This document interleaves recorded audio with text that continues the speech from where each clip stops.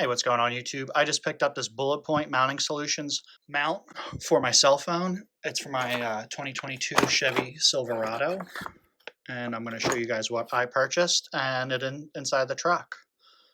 Well, let's start doing an opening up first. So this is one of the balls to mount your phone to. I got 3 of those for different locations.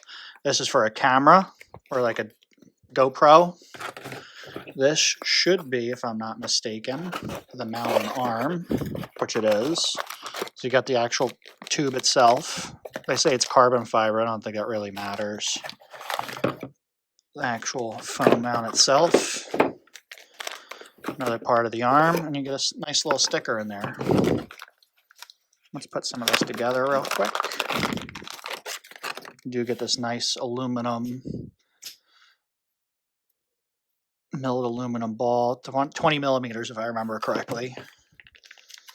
Open this up and put the arm together.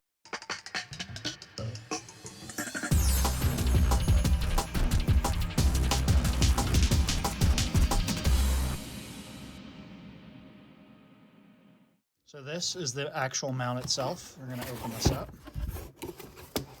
Wow, stickers. Customer survey card. And your Bulletpoint mounting solutions. Instructions. I wouldn't even call that instructions.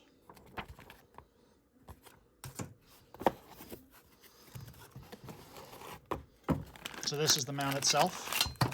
They do have this in another option where you just have 2 pre-mounted balls, but that wasn't available. So I ended up getting this. You got stickers on the bottom. You have your 4 screws because you do have to screw this down into the dash. But this sits up in the upper area of the dash, and then you have the ability to move these around. Let's see what else came in the box. And that's it. This isn't plastic either. This is aluminum, which I like a lot, and these do seem to hold up very well. I was buying like the $30, $40 ones at Walmart, and they just wouldn't last as long. I didn't even notice that there's an American flag and bullets on the back. That's pretty cool. Not that you'll ever see it.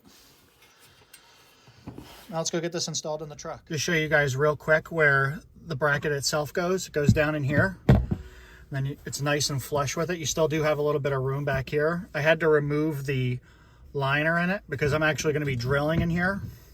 You do have these 4 holes on the bottom, as you can see, and this double-sided sticky tape to keep it mounted in it. And I'll show you guys that after I'm done drilling. I just wanted to show you guys this real quick. I was going to mark these holes and I couldn't get a marker through it, so I'm actually going to remove these Allen keys right here and then put it in and mark everything up. I just wanted to show that to you. Now that I have that top part removed, I am just going to mark where I need to drill.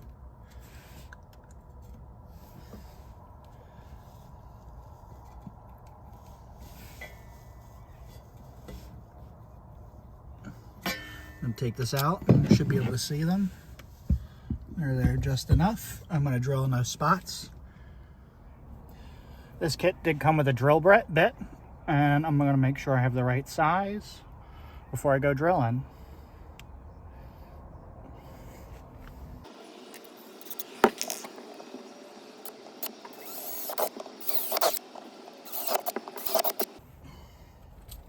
I will say, even with drilling into this, if you were to take this out and try to trade it in and sell the mount, you have this rubber mat that just goes back in there. You'll never know.